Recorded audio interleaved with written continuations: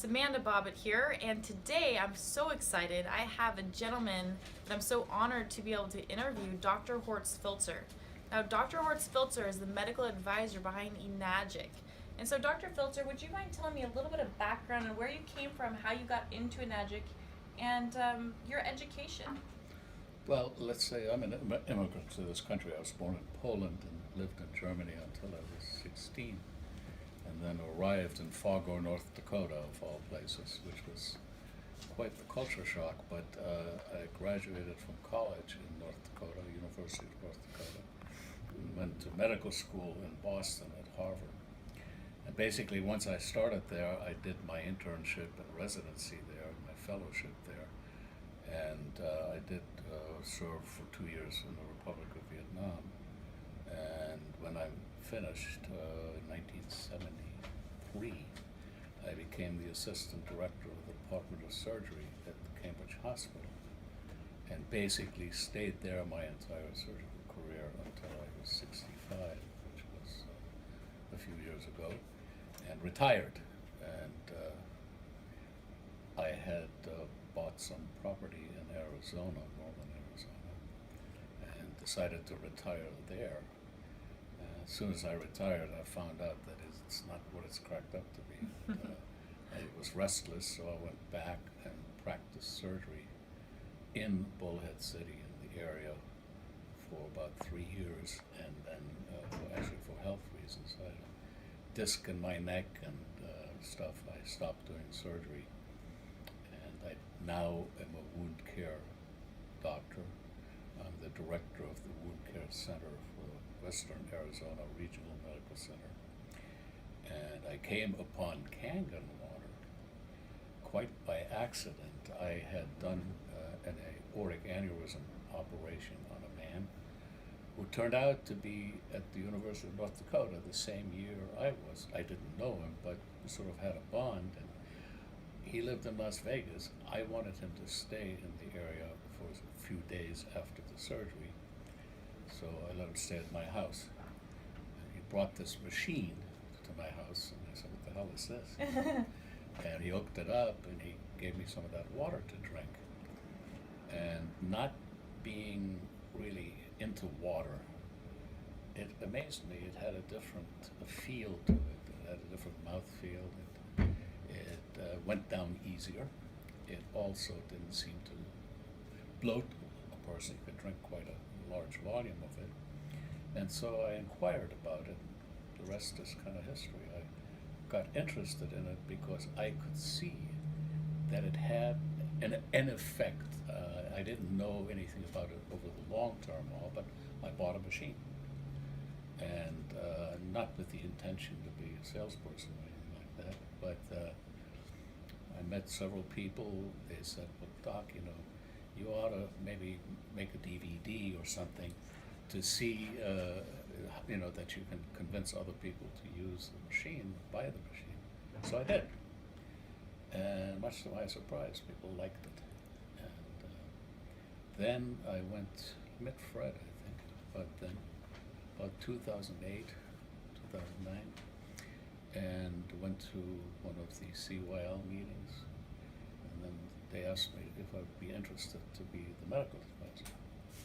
They had Dr. Shinya, who actually is an internationally famous surgeon, and I actually knew him, as their advisor, and I said, "Well, gee, it'd be great company, he's a highly respected man." Mm-hmm. And that's what I've been doing ever since for Enagic, but I still work full-time as a wound care doctor, and I actually love it very much. Awesome. Well, we definitely appreciate everything you do in Enagic and for the community and the world as well. So thank you for that. So today I've got some questions that I want to ask Dr. Filtzer. And so the first question that we get from a lot of people would be, how does Kangen water affect the pH of the stomach? It actually doesn't. It doesn't? No. The pH of the stomach at rest is around 3.5 to 4. There's virtually no free acid in the resting stomach because the resting stomach is covered with a mucus coating, and it takes certain stimuli for the stomach to secrete acid, the most powerful of which is meat. And is a powerful stimulus. When you put that in your stomach, the stomach secretes acid. If you drink water, Kangen water or any water, it will not create an acid response because that's just not necessary, right? It doesn't have to digest anything. Also, Kangen water is much more absorbed in the antrum than ordinary water, so it's actually absorbed from the stomach. So when you drink a glass of Kangen water, that goes right into your bloodstream and is absorbed, that way, with virtually no change in the pH. Wow. So would you say it'd be better for you to drink water on an empty stomach then to get the full benefits? Yeah, I think if you mix it with a meal and so on, then of course, of necessity, there's acid in the stomach. And certainly if there's a high acid level, remember, the Kangen water is not a stable compound, so it doesn't take very much to neutralize it, not very much acid. So generally, it's best to drink it, on an empty stomach. Well, great. Thank you for clearing that up. So a lot of people, when you go online, there's some so-called experts online that say, oh, you've got to be careful. You're going to get too alkaline from drinking that water. It can throw your whole body's pH off balance. So can you speak a little bit on that regards? Okay. Let's talk about the osmolality or the concentration of sodium specifically in the plasma. It's around 140 milliequivalents of sodium. Okay? Tap water, and then again Kangen water, almost never reaches 100 milliequivalents. So the water you drink is hypotonic, in other words, has less concentration of sodium than your plasma. So the more you drink of that, the more you're likely to dilute your plasma or serum sodium. When that reaches around 120 milliequivalents, symptoms and problems appear. Cardiac instability and arrhythmia, seizure disorders, and you can actually kill yourself with it. Water intoxication, that's what it is called.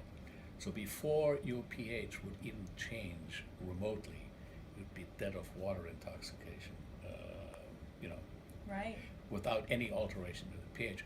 Also remember that your lungs and your kidneys can concentrate urine or exhale extra CO2 so that the pH balance is maintained. Okay.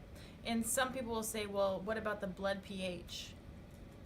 Well, the blood pH is one of our most tightly regulated parameters, okay?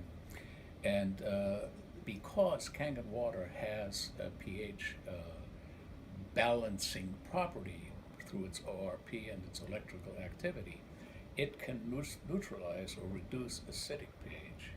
But to make it alkaline, it never gets quite up that high. It just hasn't got that ability because the body can blow off the carbon dioxide or concentrate the pH through the urine.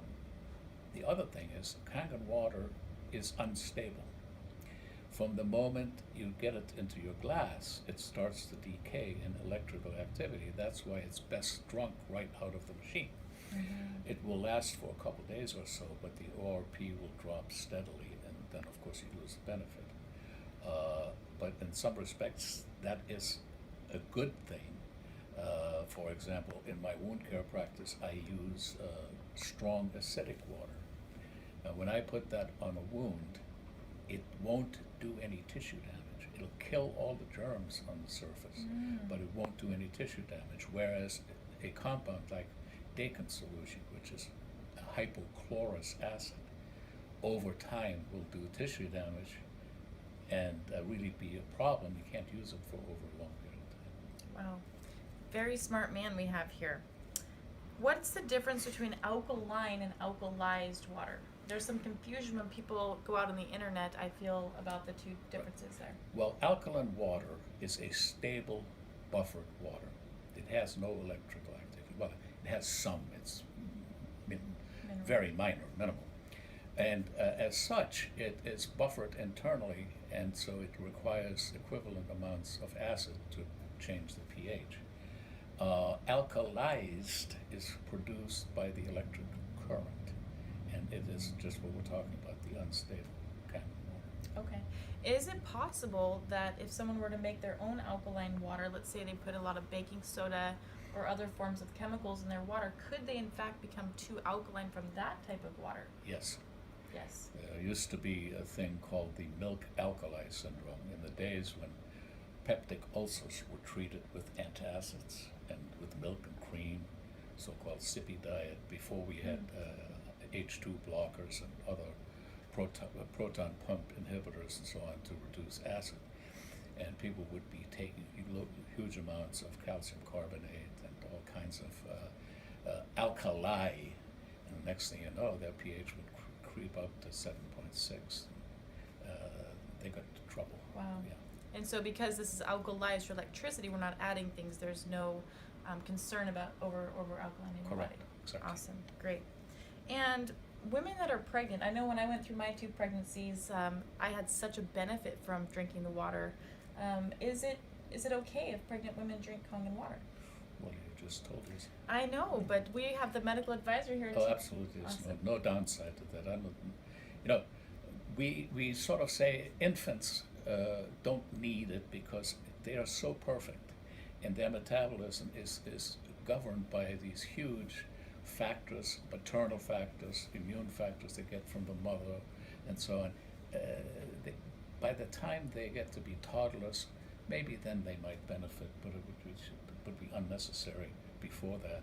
And again, once they walk around, once they're active, there's no downside to giving them the water. Awesome. Good. Kidney issues. Some people are going to be taking diuretics, or Mhm. maybe they have one kidney that's not functioning. Is it okay for them to drink the Kangen water? You must remember that most of all, Kangen water is water, okay? And everybody needs to drink water. People with kidney issues, specifically chronic kidney failure, like there's 5 stages of it, where you start having slight impairment of your kidney function to the point where you can't have any functioning kidney residue at all. And here the caveat is that you have to watch your volume. A sick kidney with a low glomerular filtration rate can only filter so much urine. So if you overpower the filtration rate with an excessive amount of fluid, you're going to get into trouble. You're going to get into heart failure and so on. So it's not the water, it's the volume. Right. People on dialysis can drink Kangen water. In fact, there's a pretty good theoretical benefit. Actually, not theoretical, a real benefit, because the water is able to adjust pH. Chronically acidic people, like in renal failure, benefit from that, and it improves their sort of general sense of well-being. Doesn't cure the disease, but it makes them a little better. In some places, they have been using ionized alkaline water in the dialysis bath in conjunction with the minerals that get put in there to dialyze people, and they seem to get better dialysis runs for the patients with that. Wow, that would be fantastic if we had something in the U.S. that was doing that. All right. What about the benefits of people that are on chemotherapy? Well, I want to make it clear, I am not saying that Kangen water has a direct benefit on chemotherapy per se. However, there used to be this business that because antioxidants shouldn't be used and so on, that people would dissuade people on chemo from drinking Kangen water, and that's patently false. Those studies have been done. You can take antioxidants and not affect chemotherapy.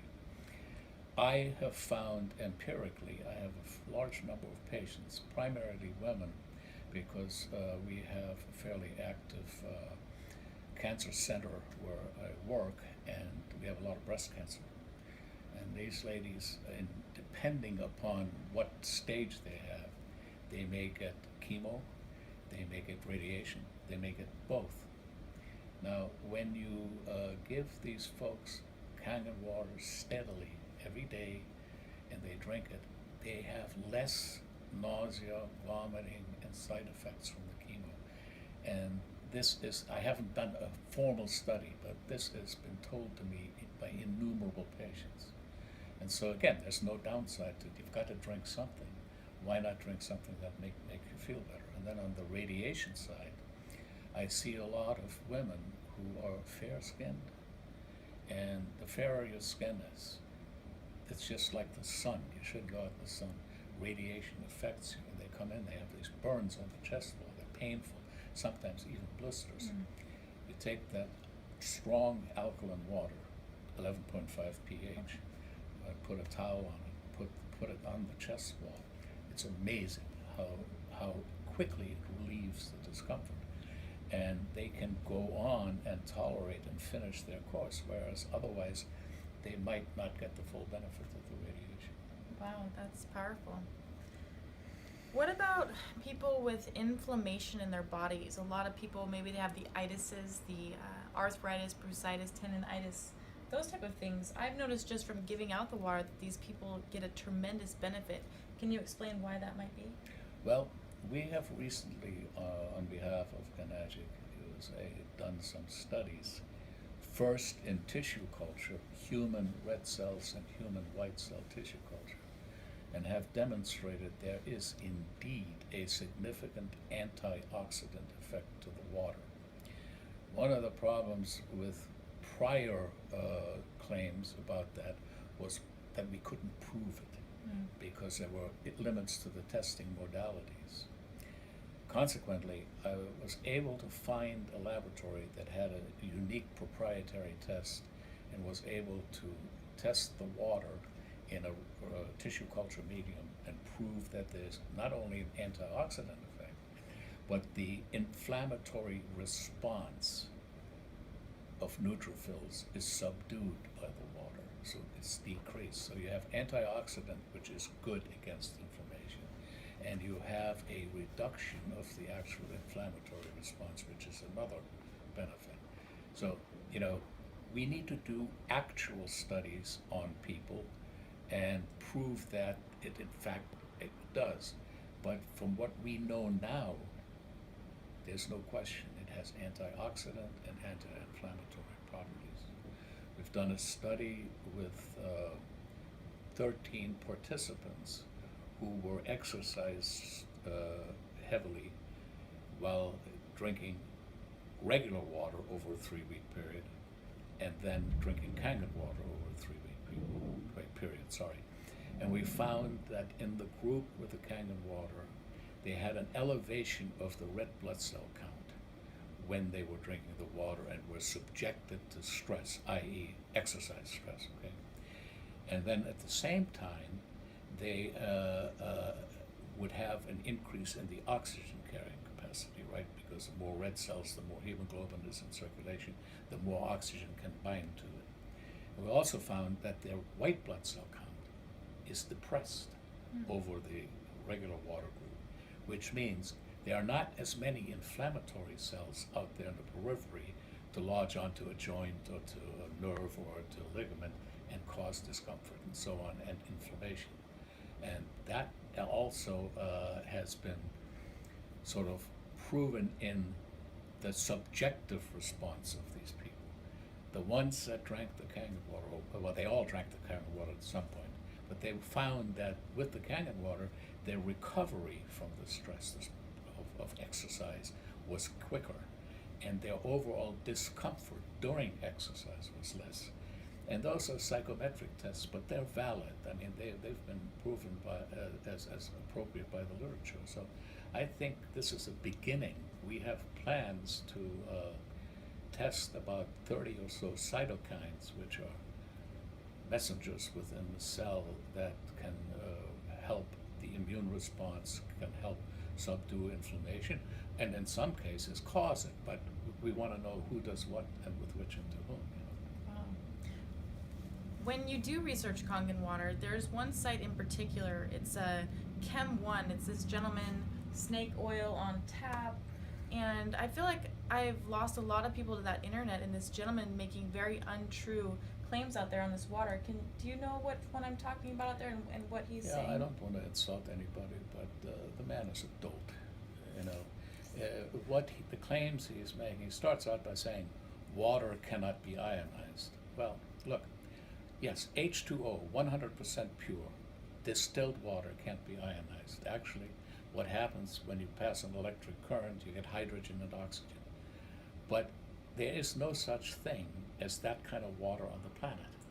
All water has minerals, and seawater has, horrendous amount, but fresh water even, and so therefore it can be ionized, and minimal amounts of hydrogen are produced, but the main thing is that you've got a lot of negative and positive ions floating around whichever end of the electrode you're on.